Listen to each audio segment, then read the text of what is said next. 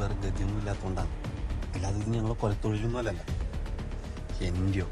അതിനെൻ്റെയോ ഭാഗത്ത് എന്തെങ്കിലും തെറ്റ് സംഭവിച്ചിട്ടുണ്ടെന്നുണ്ടെങ്കിൽ അത് ഞങ്ങളോട് ക്ഷമിക്കാം. അല്ലെങ്കിൽ ഒരു കാര്യം ചെയ്യും, അതിന് തോക്ക് എൻ്റെ നെറ്റിക്ക് ചൂടും. അതൊന്നും കുഴപ്പമില്ല, ജീവിക്കാൻ വേണ്ടിയിട്ടല്ലേ. കോയക്ക് കളർ മുക്കുന്നതും പാവല്ലേ, എന്നിട്ട് ഞാനത് ചെയ്യുന്നില്ല. പാവം ചെയ്യാത്തവരാരുള്ളത്? നീ നല്ലോനാണ് മകൻ. എനിക്കൊരു മനസമാധാനം കിട്ടില്ല.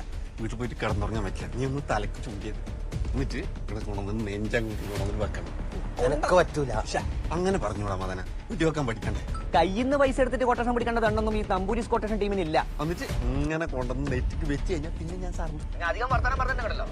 മദനെ കൊന്ന് സാറിനെ വീട്ടിന്റെ മുമ്പിൽ കൊണ്ടു 5 ലിറ്റർ വെളിച്ചെണ്ണ ഏട്ടത്തിന് ഏൽപ്പിക്കണം. പിന്നെ ഏട്ടനൊരു കേസൊക്കെ